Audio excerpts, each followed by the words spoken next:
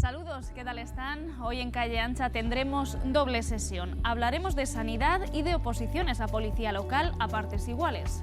Son dos asuntos de especial interés en las últimas jornadas en nuestra capital.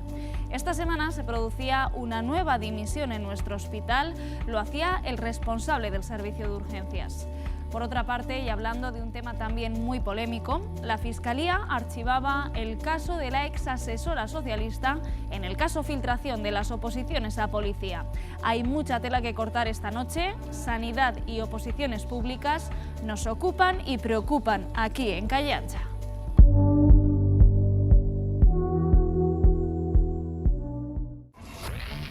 Una nueva dimisión llega al Hospital de Albacete. Este martes dejaba el cargo el jefe de urgencias del Hospital General Universitario de Albacete. Hay problemas en el servicio que el propio doctor Ramón Perales reconoce, aunque apunta a que no han sido causa directa de su renuncia. Pero no nos suena extraño, llueve sobre mojado. Las aguas en la sanidad andan revueltas. Los recortes, las mejoras que no llegan y una larga lista de cuestiones a atender no hacen sospechoso este tipo de dimisiones. Echamos la vista atrás y tiramos de hemeroteca. Nos remontamos a 4 de noviembre del pasado año. El jefe de traumatología, el doctor Plácido Jiménez, dejaba también el puesto, decía que por motivos personales, para dejar paso a nuevas generaciones. El 19 de octubre de 2022, dimisión también del gerente del hospital de Ellín, el doctor Carlos Castillo. Lo hacía para volver a su puesto de pediatra. Y el 10 de noviembre de 2020 ocurría lo mismo en la jefatura de urgencias del hospital. El doctor Joaquín Payá presentaba dimisión. Como vemos, 4 dimisiones de calado en menos de 3 años. ¿Qué está pasando en nuestros hospitales que tanta gente no aguanta y desiste del cargo? Cuando Emiliano García Paje no era presidente y estaba en la oposición, gobernaba Cospedal y aseguraba el socialista que detrás de las dimisiones en el hospital de Albacete que se daban por aquella época, estaba el hartazgo y un estrés tremendo. ¿Y ahora qué sucede? ¿Está García Paje gestionando igual? ¿Están los servicios al límite? Sanidad como prioridad y universal, decía García Paje el 14 de febrero de 2015. Declaraciones de cuando era candidato a la presidencia de Castilla-La Mancha.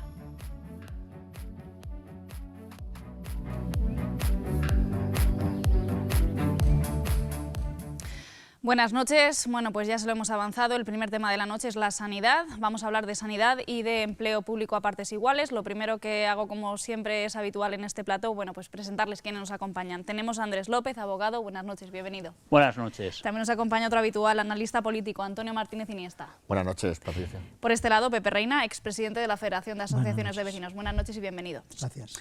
Pues nada, lo que decimos, no sabíamos en este programa de jueves decantarnos por uno de los temas y hemos decidido hacer un mix, como se suele decir, hablar de dos cuestiones que nos ocupan y que nos preocupan, lo decíamos en la introducción del programa.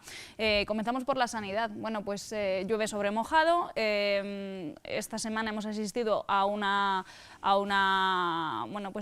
nueva huida hacia, no sabemos hacia qué lugar, en una jefatura tan importante como es el servicio de urgencias del Hospital de Albacete.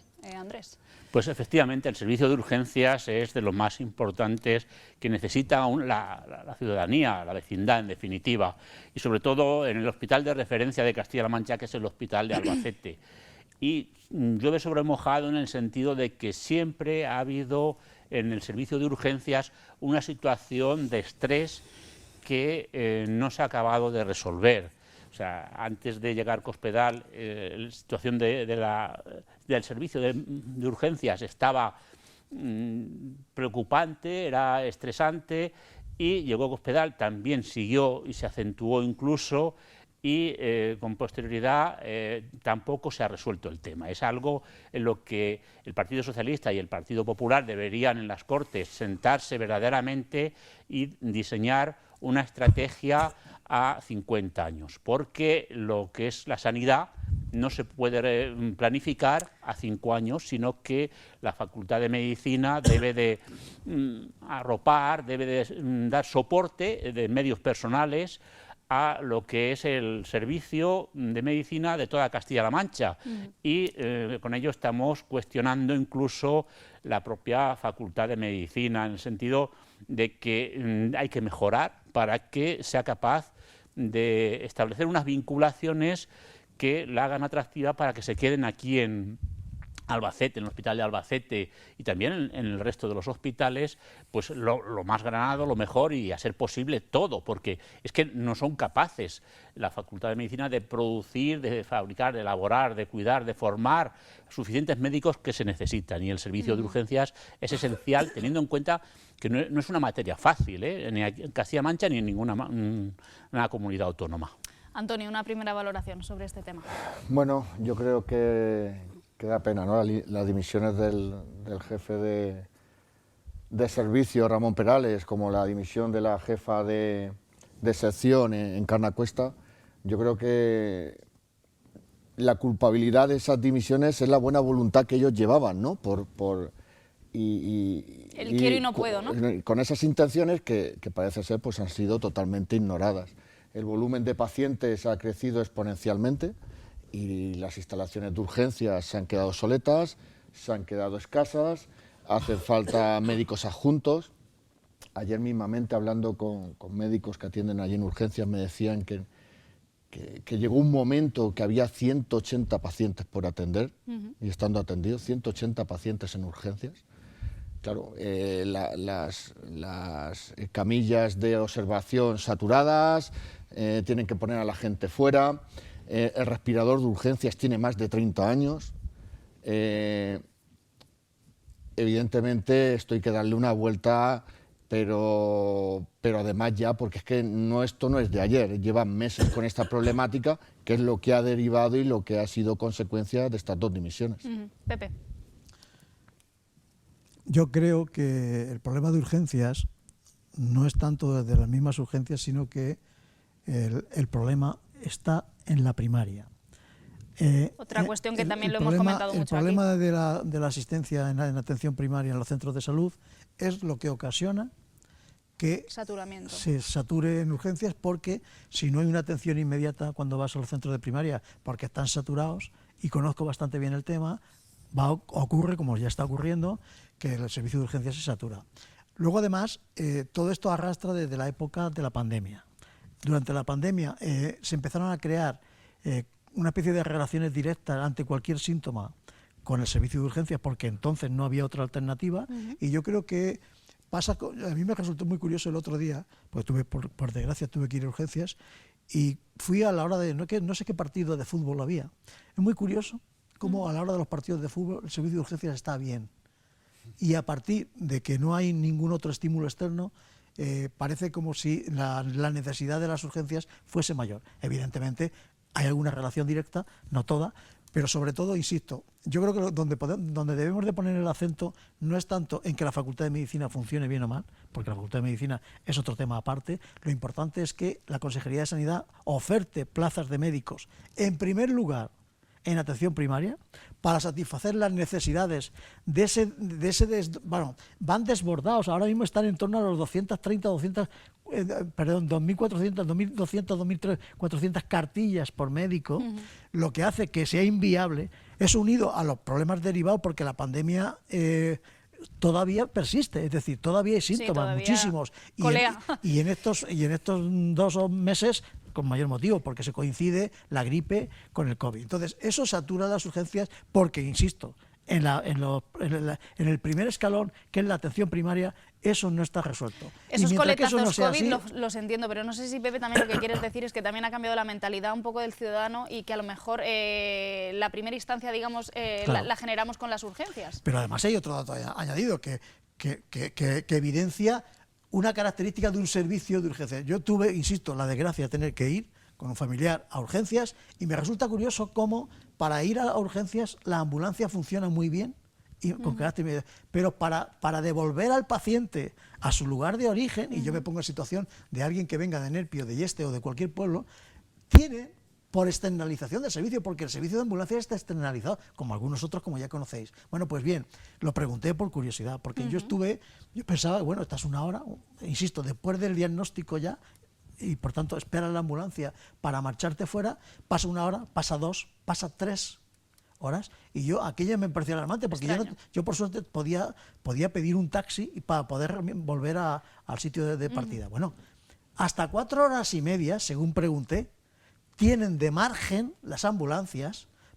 Claro, entonces, fiscalizando la realidad de la sanidad para luego traer datos, Pepe no, Reina. claro, es que la persona que está esperando allí satura. Es decir, si hay 5 personas que en urgencias las han tratado, los han diagnosticado, tienen que esperar a volver, están ocupando un box o en la zona, no sé si conocéis el servicio de urgencias, pero hay una zona común donde tienen que estar esperando tanto los que van a tratar como los que ya han sido diagnosticados para marchar. Quiero decir, eso es una realidad. Pero es que, insisto, el problema, como tú bien decías, es que hay una perversión del servicio de urgencia. Ahora mismo... Una perversión, pero también una obligación. En Facebook claro. hay un grupo que se llama Albacete Denuncia, y el otro día un ciudadano, y muy bien escrito, porque no era ningún, quiero decir...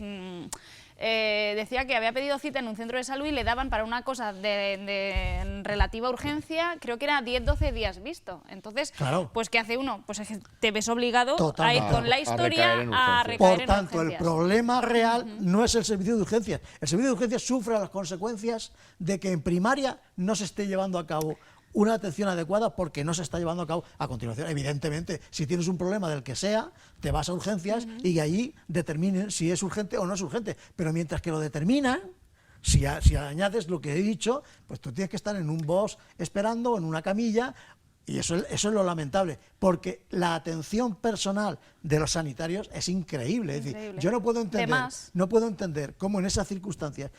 Claro, a ti se te pone, cuando estás en unas circunstancias así, se te pone, si estás dentro, una cara de mala uva impresionante y no la puedes trasladar nada más que al personal que hay con carácter inmediato. Y eso es lo lamentable, bajo mi punto de vista. No sé qué pensáis de lo que está comentando Pepe. Uno también en las distancias cortas, cuando habla con los sanitarios del propio hospital, se da cuenta un poco de la realidad. Bueno, aquí se ha expuesto en muchas ocasiones, desde que arrancamos la temporada del programa, recuerdo, bueno, pues al doctor Fernando Bermejo diciendo, bueno, es que están los MIR del hospital y están con chinches en la habitación, o sea, cosas que un poco que es el día a día y dices, madre mía, han pasado legislaturas del Partido Popular, del PSOE, y la sensación es que laboralmente también, intramuros en el hospital, siguen igual o peor, que es lo que nos reflejan, ¿no?, los propios sanitarios. Sí, un poco complementar. Y ya si hablamos de carrera profesional, pues ya échate a llorar. Nos echamos a temblar. No, un poco como dice Pepe, complementando, sí que es verdad que el problema real radica en la atención primaria, pero el problema real también existe en urgencias, tal cual, es decir, es una cadena. Esto es una cadena que una cosa lleva a la otra, y entonces, bueno, y ya vamos a las listas de espera. Las listas de espera es que es el grave problema de años que llevamos en Castilla-La Mancha. Y claro, porque esto no es que lleguen a atención primaria y me atiendan a los 12 días, que me hace ir a urgencias, es que también necesito una prueba urgente. Sí, pero Antonio, y la lista de espera es enorme y por urgencias, si lo ven necesario, me lo van a hacer ya. Sí, pero la lista de espera, siendo una realidad, que están dilatadas en exceso, no guarda relación directa con urgencias. Urgencias, por ejemplo, también además influye, hay otro problema añadido, es que los médicos residentes, están trabajando, están llevando a cabo una actividad en primera persona. En algunos casos, un médico residente tiene que estar tutelado por un profesional ya con la plaza en propiedad. Claro, pero es que no es así.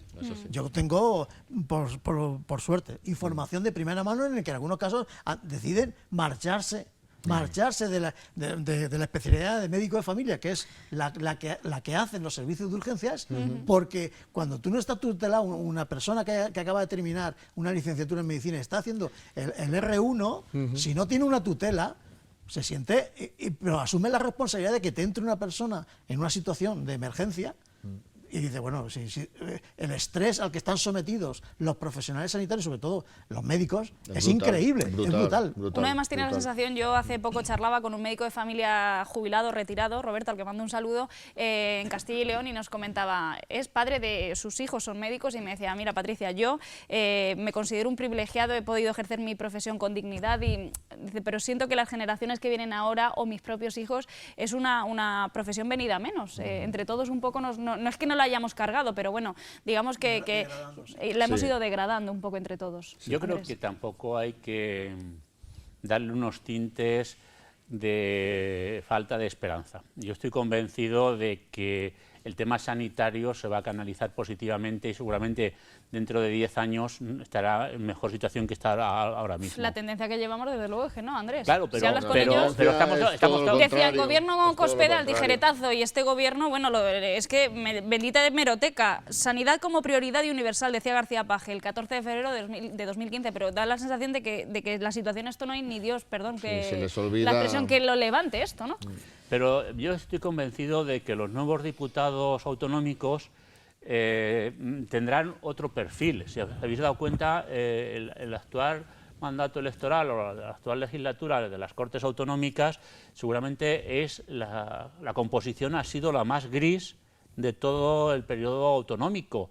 No ha habido proyectos legislativos ni proyectos autonómicos que sean capitaneados por diputados con peso específico y que hayan marcado. Y en ese declive de Albacete, pues el gris ha imperado de manera, digamos, que está llamado a cambiar y a que aparezcan primeros espadas para hacer hincapié en que hay unas cuantas materias en Albacete que la ciudadanía se siente huérfana, en el sentido positivo de que es posible hacerlo mejor, es posible no montar una situación de estrés sin futuro, porque tenemos medios para que la situación no incurrir en negligencias. Seguramente el hecho de haber optado por una reforma profunda del hospital pues no ha sido la mejor estrategia. Seguramente tendrían que haber optado por hacer un hospital nuevo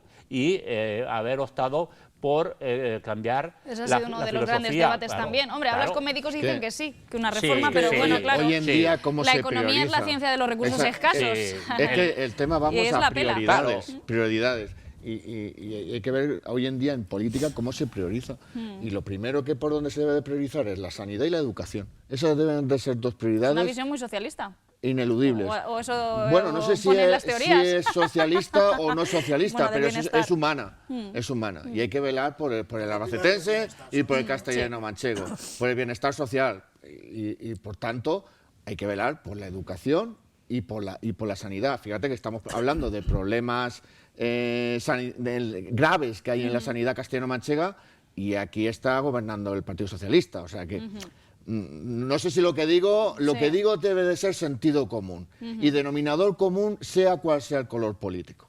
Y no se nos puede olvidar que la sanidad es un derecho fundamental. Y un instrumento político. También esta semana, no sé si sabéis que hemos escuchado al líder de la oposición, a Francisco Núñez, ir ante notario y decir, yo recuperaré la carrera profesional sanitaria. Me parece y el PSOE decir, si usted tiene que ir al notario a firmar eso es porque es poco cumplidor. No, pero no tiene credibilidad. Y en el medio, en el totum revolutum están los sanitarios, como dices tú, al fin y al cabo, con las quejas del usuario de la sanidad pública, aguantando contra viento y marea. Si tú tienes recursos humanos, la sanidad, por desgracia, en Ucrania, tienen que vivir un proceso sanitario en condiciones peregrinas, bien, ¿Médicas? Pero si hay personal para atender la sanidad, aunque sean condiciones malas, se puede llevar a cabo una atención primaria, una atención sanitaria en condiciones. Si no tienes personal, pese a que se pueda plantear una reconstrucción del hospital. Bueno, yo, la FABA, cuando yo estaba de presidente, me acuerdo que formamos parte de la plataforma por un hospital público digno, junto al Colegio de Médicos y alguna otra entidad como el Colegio de Enfermería, porque no había presupuesto para llevar a cabo no una reforma, ni un hospital nuevo. Por tanto, se consiguió... Pero yo recuerdo el eslogan y ese mitin de Emiliano García Paje, estaba yo ahí como periodista, del hospital nuevo para Albacete. ¿Eso es lo que vende? Sí, pero lo que quiero decir es que, por suerte, y eso también se decidió, bueno, incluso con debate entre el propio colectivo médico, se decide hacer un hospital nuevo, entre comillas, una reforma del anterior, pero que en la práctica, cuando esté terminado, claro, ahora lo que pasa es que se están sufriendo las consecuencias de que la reforma conlleva traslados. Por ejemplo, las consultas externas están en el centro de salud zona 8, muchas de ellas, la mayoría. Los servicios públicos que se prestan en el hospital no tienen la calidad que debían de tener debido a las carencias que hay por las circunstancias, pero yo estoy convencido de que cuando se termine el hospital tendremos una infraestructura maravillosa para Albacete. Ahora bien, Insisto en la primera reflexión que he dicho. Continente o contenido. Y el personal, porque no en este servicio, no en sanidad. Que el personal depende de la Facultad de Medicina. No. La formación, aquí el gran problema es que han creado como 4 o 5 fuentes para crear médicos y lo han dividido. En vez de coger, y hubiera sido más barato ampliar la Facultad de Medicina de Albacete y que hubiera sido prácticamente el centro de referencia para producir, para fabricar, para elaborar, para formar médicos para toda Castilla-La Mancha. Y es más barato. Y entonces lo han hecho tan mal como han hecho, por ejemplo, la pasarela. Es que lo hacen todo mal, se equivocan todo. Entonces, falta estrategia. Bueno, en todo no, Andrés, tampoco se... Bueno, estaba hablando Pepe, pero sí que es verdad que la pasarela uno pasa por ahí y dices toques.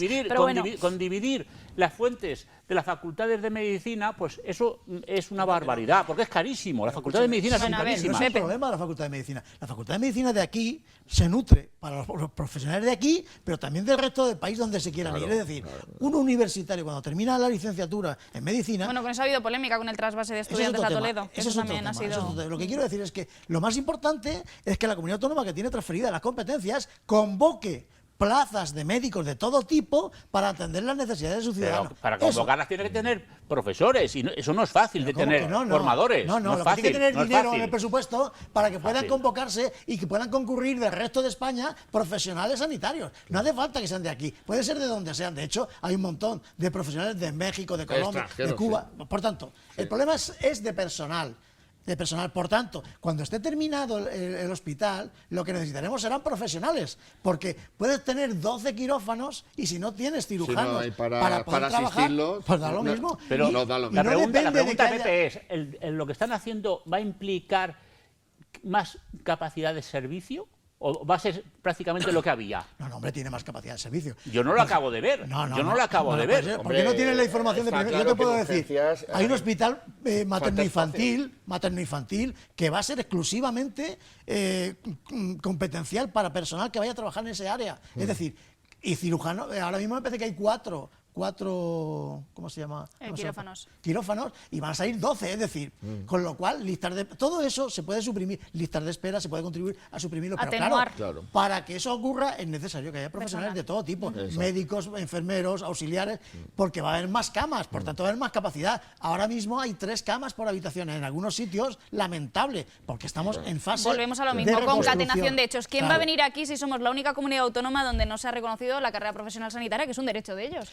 Eso lo hablas con SATS y con cualquier empleado de la sanidad y tienes que... Paco Núñez a decir que va a firmar ante notario, pero si no tienes que firmar ante notario, si es que tú ya tienes unos antecedentes, es que se suprimió la carrera profesional, por desgracia, y eso era un estímulo, un acicate para que los profesionales puedan quedarse aquí al margen de los sueldos, que eso es otro problema añadido. Es decir, que los sueldos ahora mismo no son, bueno, están casi en mejor condiciones que en Madrid, porque la calidad de vida condiciona también, no es lo mismo cobrar un sueldo aquí X que en Madrid, que ese sueldo se aminora como consecuencia del coste de vida, del nivel de vida. Pero dicho lo cual, lo importante, insisto, es que salga me parece que el otro día salió una oferta pública de empleo, o al menos se anunció una oferta pública de empleo de médicos de atención primaria en torno a 80 plazas para la comunidad autónoma. Eso es lo importante. Hablo de médicos, como se puede hablar de enfermería o de cualquier otra carrera, otra profesión auxiliar o que vaya asociada con la sanidad. Eso es lo importante, porque vamos a tener, insisto, pese a las críticas o las diferentes posturas que haya habido, un hospital, bajo mi punto de vista, un hospital público muy digno. Ahora, ¿se lo va a hacer funcionar? ¿Eso va a permitir que con los profesionales adecuados se supriman listas de espera o no? Va a mejorar evidentemente, porque ahora mismo en urgencias estamos hablando de, como he dicho al principio, falta de espacio. Ahora mismo no hay sala de espera, no hay espacio para camillas de observación, como he dicho antes, están fuera porque están saturadas, es decir, hay un grave problema de espacio. Sin llevarte en la contra, porque en todo lo que has comentado, evidentemente llevas razón, evidentemente. Si hay 8 quirófanos y no hay personal para asistirlos, evidentemente la lista de espera no se va a minorar. El servicio de urgencias tiene que ir todo relacionado. Tenemos que mejorar instalaciones y tenemos que mejorar el personal. Y necesitamos médicos adjuntos como el comer. Estamos ya en el ecuador del programa. Sobre esta cuestión, si queréis añadir algo más, rápidamente. Sí, que, nace el hospital o la reforma del hospital nace ya deficiente. Lo vamos a ver todos, porque vamos a vivir todos los que estamos aquí, vamos a vivir muchos años, y lo vamos a ver que el español piensa bien pero tarde y aquí desde Toledo para Albacete piensan en plan muy roñoso y muy raquítico. Yo no soy tan pesimista, yo creo que el hospital... Con la falta que nos hace ese nuevo hospital y conforme lo estamos esperando como agua de mayo y pues, ya pensamos así... Sí. Mal asunto, ¿cómo se hacen las cosas? Hay que hacérselo ver. Claro, porque no han hecho el proyecto de las inversiones en sanidad, carece de la suficiente participación de la ciudadanía. Tener en cuenta que toman las decisiones como si el Parlamento no existiera. Y entonces se está privando de la posibilidad de que los colectivos y la ciudadanía aporten, y tienen mucho que aportar la ciudadanía, más porque se piensan que los problemas se resuelven con darles dinero a los profesionales, a los médicos. No, los usuarios de los servicios también son lo prioritario. Y bueno, no están pensando en ello. Un debate que se nos va a ir de hora. Pepe, por alusiones que te veo que quieres contestar y rápidamente publicidad. Yo no creo que sea necesario poner en contacto con la ciudadanía para plantear cómo debe ser un hospital. Yo creo que deben ser los profesionales, solo y exclusivamente. Aún así, los profesionales que parece discrepancias. Pepe, que es la última vez, con los últimos que se cuentan son con los profesionales. A mí me cuentan. Es una pena, pero en todo. Pero vamos a ver, ¿en qué siglo vivimos? Ahora dicen que solo los profesionales, pero ¿en qué siglo vivimos? Eso no es democracia, eso es un estado de la Edad Media. Pero vamos a ver, tendrás que tomar de forma consultiva, sí que está que con el tejido y abrir para que los usuarios os estáis enredando una cuestión. Si me permitís, yo puedo decir que antes de que se decidiese el proyecto definitivo del hospital, de la reforma, yo le hablo del hospital nuevo, aunque sea reformado, pero todo el mundo sabe de lo que hablamos. Yo te puedo decir que a la FABA como tal se le llamó y el Colegio de Médicos también estaba presente en la toma de decisiones de qué estructura iba a tener. Que participase más activamente, técnicamente, porque a mí me llaman y me dicen los quirófanos van a estar en tal sitio y tal. Yo técnicamente no tengo ni idea. Por tanto, son los profesionales. No digo que yo comparto tu reflexión, que es necesaria la participación, pero hay cosas en las que uno debe ser consciente de su limitación. A ver en qué nivel han participado y en qué nivel han hecho caso. Por terminar, como dice Patricia, yo no creo que hasta qué nivel esa opinión vincula. No debemos de ser pesimistas. Yo creo que el hospital que vamos a tener va a ser un hospital muy digno. Ahora, la cuestión es, ¿se va a dotar de los medios humanos necesarios para hacerlo realmente digno? ¿O vamos a estar sufriendo las consecuencias de que la primaria no tiene personal y, por tanto, todo el mundo se va a ir allí y allí tampoco va a haber gente? Ese es el problema. Ahí lo dejamos. Vale. Pequeño alto en el camino, no se muevan, que regresamos enseguida aquí en Calle Ancha y además con un tema que no es menor, porque vaya en el segundo lugar de la noche, que es las oposiciones a policía local.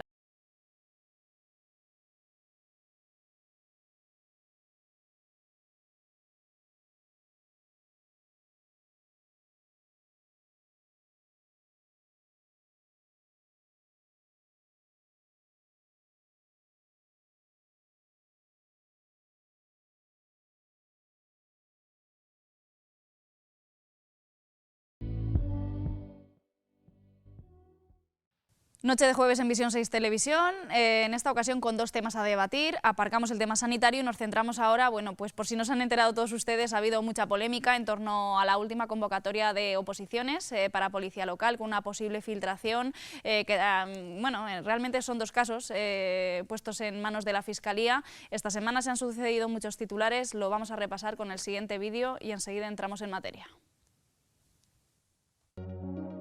Pleno extraordinario este lunes en Albacete con la intención de arrojar más luz sobre el caso de las oposiciones. En la sesión los grupos políticos se ponían de acuerdo para crear una comisión de investigación. El alcalde no iba a comparecer, pero lo hizo con una última hora. Me acaban de informar en este mismo momento de que la causa número 2, es decir, los WhatsApp famosos de la asesora, ha sido archivada por el Ministerio Fiscal. Viene a poner a las claras que a veces no hay que ser tan atrevidos al inicio de una investigación. La oposición llevaba días reclamando una explicación pública por parte del alcalde en la Casa de Todos y al final de la sesión asistían atónitos al discurso unidireccional del alcalde sobre la filtración en oposiciones. Según el reglamento, las funciones del alcalde son presidir el pleno, dirigir y moderar los debates e iniciar y cerrar la sesión, pero decidió pronunciar un discurso de más de 12 minutos. El problema es, ¿para qué hemos hecho el resto del pleno? Si usted ya iba a hacer lo que habíamos pedido desde el primer momento, bueno, con sus cositas, así a su modo de ver, sin que podamos interactuar. ¿No le gusta, a usted no le gusta que continúe o cómo es la cosa? Yo le he dejado hablar a todos ustedes. Usted como concejala. tiene unas funciones como Claro. alcalde Y podía haber hablado si hubiera comparecido. Hoy se celebra el pleno y hay un archivo. Qué casualidad. Y que usted venía con el discurso preparado. Qué casualidad. Que no han terminado nuestros servicios jurídicos, en el segundo de los casos, de aclarar alguna cosa que va a tener que aclarar. Le voy a decir dónde. En la Fiscalía y en el juzgado. Hoy jueves el asunto de las oposiciones ha regresado también a la sesión plenaria de febrero. En la intervención ciudadana, una de las opositoras afectadas por las irregularidades en el examen de policía local. Estamos tristes, decaídos. Hemos luchado mucho. Hemos sacrificado familia, vida, amigos, tiempo, hijos. Les ruego que valoren la posibilidad de continuar con el proceso independientemente de lo que decida la Fiscalía, que va muy avanzada, repitiendo el segundo examen a la mayor brevedad posible. El PP pedía que se encomiende a la Junta de Comunidades este proceso de acceso al cuerpo. Insisten en que esta encomienda de gestión es legal y necesaria también para aportar transparencia. El cargo de gestión es la excepción y la norma general es que cada ayuntamiento desarrolle sus procesos selectivos tal y como se viene produciendo. Y además, ustedes nunca lo han utilizado. No sé si escucha usted que quedan solos también en una cuestión como esta. La moción ha salido adelante con el voto favorable del resto de grupos, salvo el Partido Socialista.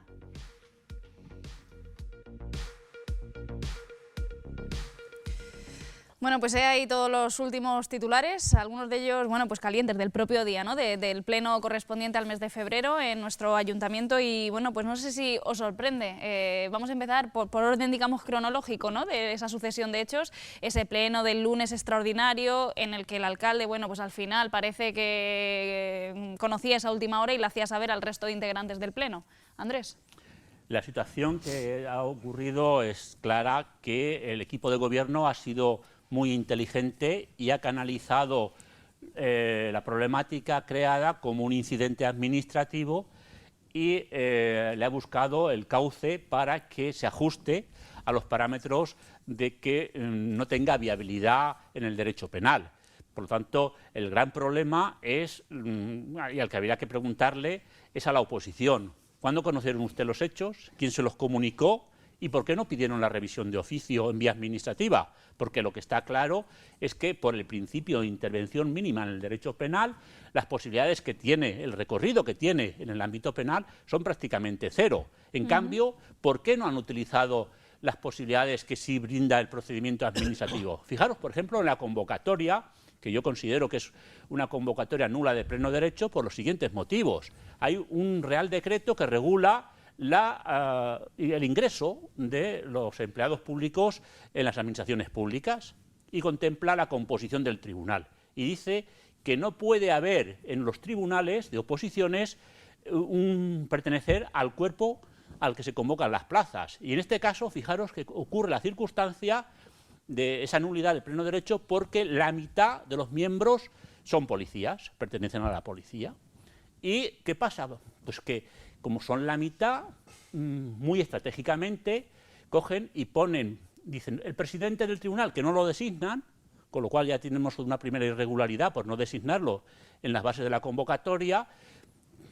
¿Quién los convoca? Pues por generación espontánea, aparecen un día ahí, se reúnen y dicen, pues lo va a ser el de mayor edad. Qué casualidad que es policía. Con lo cual el tribunal, ese órgano colegiado, resulta que está presidido por un policía que al ser el presidente tiene voto de calidad. En caso de empate tiene mayoría, con lo cual la nulidad está clara. Pero fijaros que no lo recurren. La oposición no lo recurre. Ni siquiera lo alegan en el famoso pleno. Por lo tanto, nos encontramos con que las preguntas, en vez de hacérselas al alcalde, en vez de hacérselas a la concejala, lo que hay que hacer es hacérselas a la oposición. ¿Por qué ustedes no han recurrido esto? ¿Por qué ustedes están consintiendo de forma tradicional esas composiciones, digamos, irregulares, ilícitas? Y ya el colmo de los colmos es que nombran secretario, pero que no es miembro del tribunal. Con lo cual, ¿cómo garantizas tú la confidencialidad de los documentos, de las deliberaciones, y todo eso callados. Se van directamente a la Fiscalía, ahora dicen que se van a ir también al juzgado de guardia, ¿pero para qué? Si no está claro que el principio de intervención mínima del derecho penal, cuando tiene solución en el ámbito administrativo, solo sirve para buscar titulares. Es decir, ahora mismo le han servido de manera ejemplar y fácil al alcalde para que se luzca y presuma. Otro golpe de efecto, ¿no? Sí, pero en plan muy positivo, porque fijaros que esas irregularidades no es que solamente las haya visto yo, están publicadas. Vale, pero en ese laberinto legal todo eso está muy bien, el dibujo que nos has hecho, pero en el fondo, la ética, sabemos que esto ya no tiene recorrido, se ha archivado la causa de la exasesora, pero uno ve los WhatsApp y uno es ciudadano a pie y dice, pero bueno, esto es la punta del iceberg, y de qué no nos enteraremos, ¿no? De las cosas que se cuecen, que se manosean en ayuntamiento, en otras corporaciones, diputación, en fin. Uno al final dice, pues mira, esta chica sale, bueno, victoriosa, digamos, se archiva la causa, pero hay un mensaje más, ¿no? También que cala, que decimos, ¿qué perversión es esta? Yo perdonar que me alargue un poco más. Rápidamente, Andrés, sí, porque tú te pones muy técnico porque conoces pero mucho... yo creo que la chica no sale victoriosa, es una víctima más de una falta de transparencia, es una víctima más de una falta de transparencia de la que sufrimos todos los vecinos de Albacete. Bueno, el pecado original, que le decíamos el otro día en otro debate. Vamos a ver, Andrés, ella sí que ha tenido algo en su poder y ha mandado esos mensajes, no sabemos a quién, o si se va sabiendo, decir, he tenido en mi poder esto. Vamos a ver, no son clarificatorios. De los dos casos... No son, vale. No son, de los dos casos que se tratan... archiva, y todos éramos conocedores de que se iban a ser archivados. Si es que ahí no hay indicio de nada, a priori, en el contexto que están. Claro. Pero aquí, y como tú decías, dejándonos de laberintos técnicos, y que aquí hay que pensar en las personas, aquí hay que pensar en las personas que hay detrás, en las personas que se han presentado a ese proceso y que ahora mismo se han quedado en tierra de nadie, de que hay un esfuerzo detrás, de mucho estudio, de muchas horas, de mucho abandono de la familia para dedicarlos a ese estudio. ¿Y ahora qué pasa con ellos? Hay que acelerar esa comisión de investigación, debe de ser ágil, acelerar todo y esclarecer cuanto antes todo este tema de filtraciones. Decía Ciudadanos que todas las conclusiones llegaran antes de las elecciones, sería mucho pedir, claro, para que ese proceso se reanude a la mayor brevedad. Deben ser excluidos de esa comisión de investigación, como pedía Ciudadanos, Carmen Picazo, bueno, pues el alcalde, digamos, y la concejala de personal, para que sea, bueno, pues un proceso yo con creo todas que las garantías. la comisión debe ni siquiera quiere extinguirse, porque no va a servir para nada. Hay un refrán que dice, si quieres que algo no funcione, crea una comisión. Entonces, es simplemente con... Hombre, va a estar en el punto de mira, desde luego. Con la exposición la que ha pasado... No, pero sí, hay un dato importante, fijaros, os voy a dar una pista. Si leéis o escucháis detenidamente la exposición que hizo la concejala, hay un dato que es importante y que delata por dónde hay que poner el ojo, que es ¿qué hace el presidente del tribunal cuando detecta la irregularidad? ¿Con qué persona se pone en contacto? Y lo dice claramente la concejala, lo hace con el intendente. No lo hace de manera reglamentaria, porque cuando ve la irregularidad lo que tendría que haber hecho es directamente a la Fiscalía, directamente al juzgado. Sin embargo, se lo dice a su superior. Por lo tanto, ha habido un presidente del tribunal calificador que no era autónomo, que no era independiente, que no era soberano. Es que la irregularidad administrativa es potente. Perdona, Andrés, vamos a ver. Yo he formado parte del Tribunal de Oposiciones de la Administración, por mi cargo. Te puedo decir dos cuestiones. Una, primero, de los dos temas, el tema que afectaba a la asesora, en este caso, yo entiendo que eso efectivamente no tenía ningún recorrido y que se aprovechó una circunstancia política que, bueno, cada uno hace uso de lo que le parece oportuno. Familiar, una circunstancia familiar. No, una circunstancia política para poner de relieve un problema interno familiar con una sentencia en contra del ex, que es el que mandó, según todos los datos, que son objetivos, sin dar nombre. Eso por un lado. Por tanto, eso, y que además no se había aprovechado de ninguna circunstancia. Vamos, la Shakira de Albacete. Aunque hubiera sombra de cualquier duda. Por tanto, yo creo que ese tema está descartado. Ahora bien, el tema del tribunal, que es el otro tema. Los tribunales se componen y tienen que salir nombrados expresamente en el boletín de la provincia cuando se convocan las plazas de estas características, claro, y se componen de un presidente, de un tribunal, de un secretario y unos vocales. Correcto. Por tanto, los integrantes de ese tribunal los designa el ayuntamiento. Y cuando digo el ayuntamiento no digo el alcalde, digo generalmente recursos humanos. Recursos humanos es quien propone, en virtud de las características de los puestos que se van a convocar, nombran a los miembros del tribunal, que pueden ser en este caso policías, puede ser, claro, porque evidentemente tú no puedes decir... O sea, no, pero es que el artículo 13 del reglamento dice que no pueden pertenecer el grupo mayoritario al cuerpo al que se van a destinar.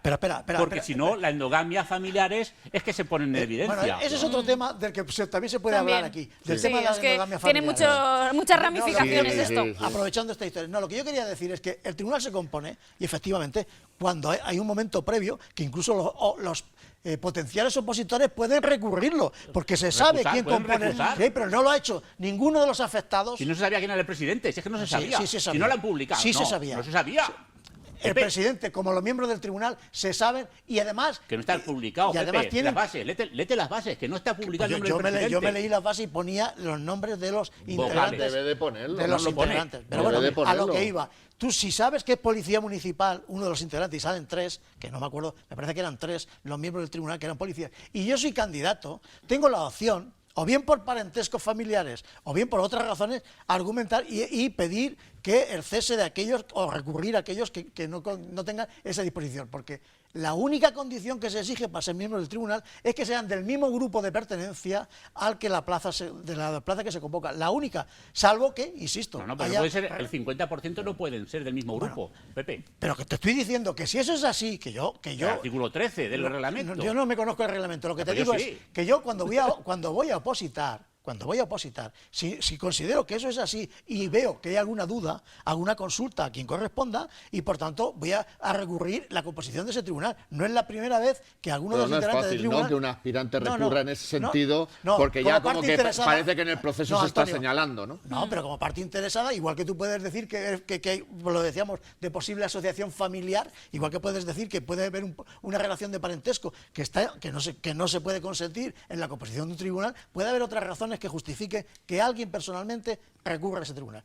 Por tanto, ahí es donde está la clave de estas cuestiones. Lo que pasa es que como nunca ha pasado nada, o por lo menos mejor dicho, nunca ha salido nada a la palestra, cuando ocurre algo de este tipo, se magnifica y se genera este tipo de polémica. Bueno, se magnifica con razón también, Pepe, yo creo. No, se magnifica, quiero decir, se pone de relieve, se muestra a la opinión pública. Es lógico, claro. Entonces, ahora, a partir de ahora, ¿qué va a ocurrir? Pues a partir de ahora, yo me imagino que van a ser mucho más escrupulosos con las composiciones del tribunal, que no desconozco el reglamento, pero que si el reglamento dice eso, cualquier posible opositor va a estar muy atento, no a eso solo, insisto, porque hay multitud de tribunales en la que la composición de los mismos, por ejemplo, yo he trabajado en el servicio de deporte, es lógico que cuando hay un tribunal para un profesional de deportes, pues la composición del tribunal tenga relación con el servicio de deporte, porque si no es así y tú eres asesor de... No van a ser los electricistas, digamos, es normal. Lo que yo en algún... No, pero es que el reglamento dice que no puede pertenecer al cuerpo mayoritario, porque entonces las endogamias... ¿Quién va a poner las preguntas si no hay gente capacitada cualificada? El problema viene por las filtraciones, y es muy fácil, del familiar que es policía, que encima es policía, el hijo del policía, pero que es policía. Andrés, seamos conscientes, ese problema puede ser policía o no tiene por qué... Mira, que no. Estáis centrándoos mucho en la composición de un tribunal, pero yo creo que hay un problema que es casi que mayor, porque tú hablas con gente que ha aprobado posiciones al cuerpo de maestros y me dicen, Patricia, si es que yo he ido a examinarme y han salido del bombo en el momento las preguntas. O sea, el sistema está viciado desde el inicio. ¿Quién tiene que custodiar preguntas ni X número de preguntas? ¿Pero por qué? ¿Por qué no acudes a una oposición como van los maestros y salen las preguntas en el bombo en el momento? La responsabilidad del tribunal la tiene el presidente, el secretario levanta acta, pero la responsabilidad del presidente. Y te digo, yo he estado en tribunales en los que no se han movido los miembros del tribunal hasta que se han terminado las preguntas, ya han venido los opositores a entrar al lugar. Y digo, hablo en Diputación, igual que en otros momentos... Pero Diputación tampoco es ningún ejemplo, ¿eh? Menudas cosas hay en Diputación, En Diputación tú puedes entrar a discutir o a polemizar sobre procesos selectivos que se llevaron a cabo en un momento determinado en el que eso que yo estoy diciendo no se cumplía. Quiero decir que un tribunal que se precie lo que tiene que hacer es que los miembros del tribunal, una vez que han terminado de poner las preguntas y acordadas entre todos, no salen de ahí hasta que los miembros de los opositores se sientan en su silla, se les dan las preguntas y aquí país de polvorea. Y aún así hay que tener cuidado porque los procesos selectivos, como bien dice Andrés, de oposición, la de otros tecnología años corre rápido, las preguntas iban por vía móvil. Quiero decir, pero pero eso es la perversión. Entonces, ¿eso puede ocurrir? Claro que puede ocurrir, pero es que estamos hablando de oposiciones normalitas, en una institución en la que participan un número limitado. Claro, porque yo te puedo decir, los médicos residentes, las oposiciones a médicos residentes, que participan a lo mejor 20 o 30.000 personas, aún así, yo me enteré, yo me acuerdo en Murcia, que se vendían los exámenes, o mejor dicho, se compraban por parte de personas interesadas a otros que... Es decir, que el problema realmente es que cuando hay partes interesadas, me da lo mismo, que sea policía, que sea de arquitectura, que sea de carreteras, la inmoralidad de personas, que no son los políticos, que son personas, volviendo a lo que decíamos antes, son personas con nombre y apellidos, y la inmoralidad no va asociada a un cargo ni a un componente político, va asociada a la propia persona, y esa inmoralidad es la que permite situaciones como este tipo y las consecuencias que están sufriendo o que han sufrido los aspirantes a policía. Entonces, o a cualquier otro proceso selectivo. Con la problemática que estáis hablando, estaréis de acuerdo entonces en la moción que esta mañana ha salido adelante en el Pleno. Cosas curiosas que ocurren en nuestro Pleno. Sale adelante sin el voto del Partido Socialista. Esto se va a materializar, no se va a materializar. No, eso no se puede materializar. Esto es lo de siempre, ¿no? No se puede materializar porque sol. Es inviable, porque hay terceras personas afectadas en concreto, y hay un grupo importante de personas que tienen nota y que tienen muchas posibilidades de sacar plaza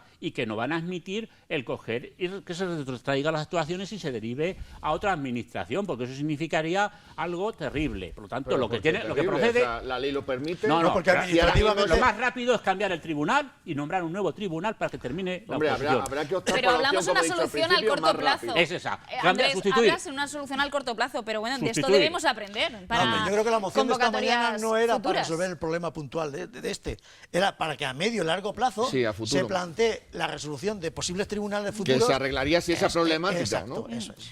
Porque también alega el Partido Popular, bueno, y la Escuela de Protección Ciudadana, bueno, pues depende también de la Junta de Comunidades, en fin, puede ser una solución, ¿no? No es una solución esa. La solución es tan sencillo como coger y cumplir la ley desde el minuto cero y dejarse de historias. Lo que no, pero si da igual, también se han planteado, dice, bueno, pues que a los de Albacete los examinen los funcionarios del Ayuntamiento de Guadalajara o los de Toledo. Y así se consigue, digamos, más abstracción. Pero lo verdaderamente clave es que se cumpla la ley. Porque si el tribunal sale designado desde el minuto cero, el nombre del presidente, y sale como miembro del tribunal el secretario, se garantiza... Y tú descartas de esa manera que alguien inmoral no pueda filtrar las preguntas. Vamos a ver, Pepe, el problema no es que se filtren las preguntas. ¿Cómo que no? El problema es que no habéis oído lo que os acabo de decir antes, de que ¿a quién llama el presidente del tribunal cuando detecta la irregularidad? ¿En contacto con quién se pone? Por lo tanto, este señor no era soberano. ¿Cómo que no era soberano? Claro, porque tenía que haberse puesto en contacto con la Fiscalía directamente. De un tribunal. Claro. Bueno, ese es otro tema.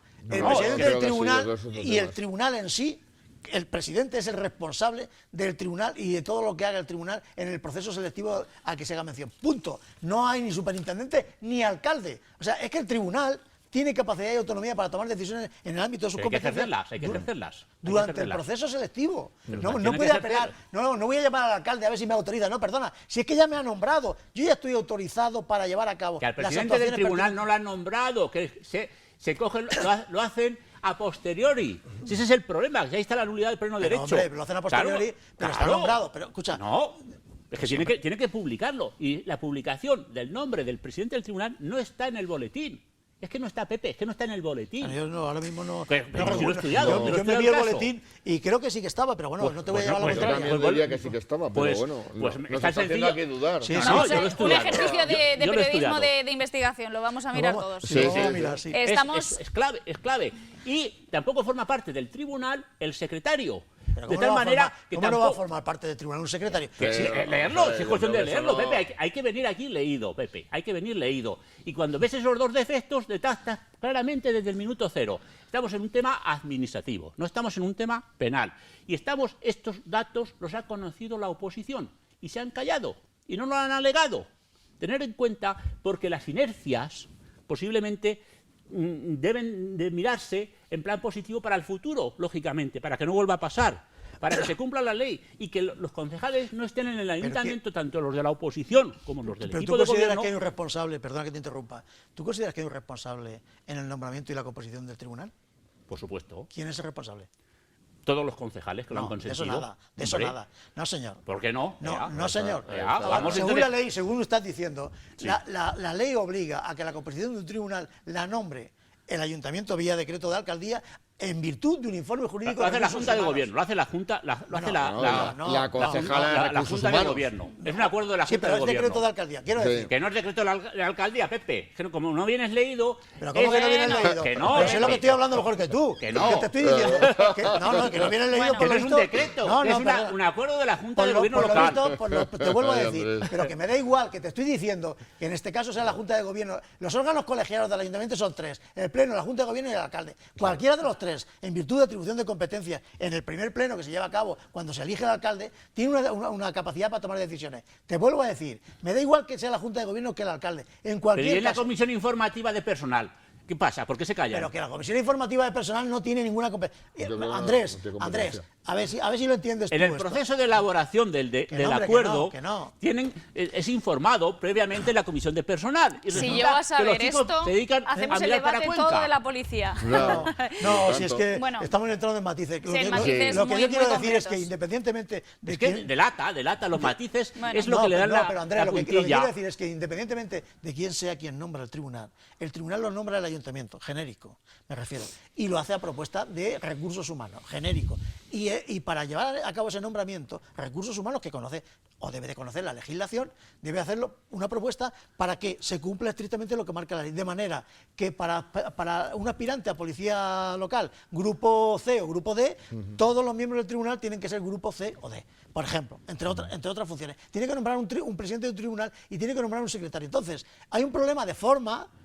Pero vamos a ver, en este caso el desconocimiento es tan grande que el secretario del tribunal no resulta que no es jurídico, sino que resulta que es informático, que es del grupo C, y de tal manera que no se ha buscado la excelencia en la composición del tribunal.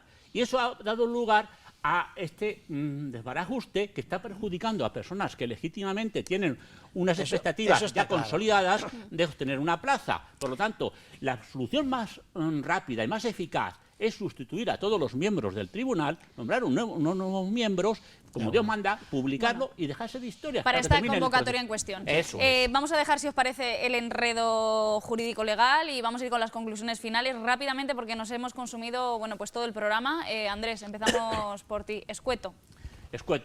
Sobre sanidad, policía local, lo que tú quieras. Sobre sanidad, yo soy de la opinión de que en España tenemos la mejor sanidad pública del mundo, con diferencia, y que debemos de alentarla para que mejore y sobre todo aquí en Albacete procurar que no nos mojen la oreja Toledo ni Ciudad Real. Albacete es la mayor ciudad de Castilla-La Mancha y necesita que los políticos se pongan las pilas para que las inversiones sean determinantes en Albacete sobre el resto de las provincias. Y en materia de oposiciones, lo acabo de decir, que hace falta que el tribunal se recomponga directamente todos los miembros para que los aspirantes puedan optar a las plazas, pero no como el interés prioritario de los aspirantes, sino que Albacete necesita, los vecinos de Albacete necesitan esos 16 nuevos policías, que eso es lo importante. Parece aquí como si los funcionarios fueran lo trascendente. No. Es el servicio público al que están obligados los funcionarios, lo que es esencial y es urgentísimo, porque la ciudad de Albacete necesita de verdad policías locales, pero no en 16, sino seguramente 100 más. Antonio. Estoy de acuerdo con Andrés en que tenemos una de las mejores sanidades, uno de los mejores sistemas sanitarios del mundo, pero las cosas están para mejorarlas, cuidarlas y mejorarlas. No se nos puede olvidar que, como he dicho anteriormente, la sanidad es un derecho fundamental, el cual hay que proteger. Un buen sistema sanitario es importante, incluso diría yo que imprescindible en una sociedad democrática. Por lo tanto, hay que velar por ello y por cuidar todo ese sistema sanitario que es la base de todos y es para todos, ¿no? Por otro lado, el tema de este proceso, como he dicho también al principio, debemos velar por esclarecer los hechos y las filtraciones cuanto antes a la mayor brevedad. Aquí hay mucha gente detrás, mucha gente que que se ha esforzado por poder conducir su vida, ¿no?, laboralmente, y hay mucho esfuerzo detrás que hay que sobreproteger, ¿no? Por tanto, yo sí creo en la independencia de esa comisión de investigación, el cual salió aprobada en ese pleno extraordinario, además por unanimidad por todos los grupos políticos. Por tanto, yo sí creo en esa comisión y lo que debe de agilizarse todo y que todo se solucione a mayor brevedad para que el proceso se reanude cuanto antes. Queremos creer en esa comisión de investigación. Pepe, adelante. Bueno, yo creo que debemos de ser optimistas. La sanidad, como bien se ha dicho, la sanidad pública, se debe de apostar por la sanidad pública. En Albacete tenemos algunos problemas sanitarios, vamos a dejarlo ahí. Por cierto que los sanitarios, se me olvidó comentarlo, a las 12 menos cuarto, en torno a las 12, han convocado a diario en la puerta del hospital, bueno, pues concentraciones simultáneas en relación a toda esta cuestión. La clave, bajo mi punto de vista, en estos momentos, dado que hay presupuesto para llevar a cabo una reforma del hospital digna, tal y como se está llevando a cabo, es dotar de medios, de recursos humanos la sanidad y potencialmente mucho más la primaria que el hospital, porque la primaria va a hacer que las listas de espera del hospital no se saturen tanto como se está haciendo ahora, como consecuencia de la falta de recursos humanos en primaria. Y respecto a la policía, yo no creo que haya tramas, yo creo que hay personas inmorales que hacen que se filtren preguntas, que no es la primera vez, que antes decíamos que en Diputación ocurrió incluso casi con características de trama, pero yo creo que detrás de todo eso no hay grupos organizados que van a llevar a cabo esto, sino que son personas que filtran y que, por desgracia, hacen que personas que han opositado, que han pagado sus derechos, que se han sacrificado con las familias para poder prepararse una oposición y poder trabajar en los servicios públicos correspondientes, pues estén sufriendo las consecuencias de esto. ¿Cómo se puede resolver? Pues yo estoy de acuerdo en que la comisión vaya para adelante, y esa comisión, lo que pasa es que también comparto lo de la reflexión de Andrés, porque lo he vivido en otro ámbito en la Diputación. Las comisiones al final, como no tienen carácter vinculante, ni llevan a cabo ninguna acción penal ni administrativa, como no vaya por la parte de Fiscalía y de la acción pública, va a ser difícil. Pero en cualquier caso... Desde luego que la atención, digamos, de la opinión pública y en muchos casos va a ir un poco en esa dirección, al menos, ¿no?, que poner el ojo en esa comisión. Al menos que la ciudadanía, que no nos traten de tontos como tampoco. La que ha ido esta mañana a manifestarse, en ese sentido, que no se quede desamparada. Es decir, es verdad que no van a ver satisfechas sus aspiraciones, seguramente, porque el procedimiento va a ser muy difícil que se pueda recomponer sobre la marcha, va a ser muy difícil, porque ya está viciado, pero al menos que se dé una información a esa gente que aspira a acceder a una posición, a un puesto de trabajo en una administración pública, y que se pueda resolver de la mejor manera posible y, sobre todo, insisto, transparencia. Es que el problema es que muchas veces falta transparencia, entonces cuanto mayor transparencia haya en todos los ámbitos, bienvenido sea. Claro. Yo quiero también acabar en positivo y confiar en que, bueno, pues que situaciones como esta, que se ha dibujado durante estos días en Albacete, bueno, pues que nos enseñe un poco a todos y hacia dónde debe ser el camino, pues para futuras convocatorias de empleo público, en fin, bueno, pues que hagamos un poco de autocrítica y que consigamos, bueno, pues transparencia, que falta nos hace. Aquí lo dejamos. Gracias, como siempre, por visitar esta cadena, Visión 6 Televisión. Gracias, no puede ser de otra forma, a ustedes por seguirnos desde casa.